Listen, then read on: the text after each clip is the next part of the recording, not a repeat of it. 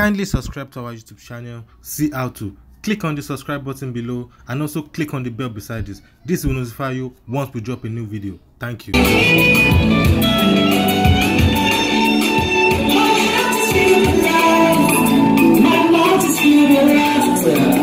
singing this song for you, baby.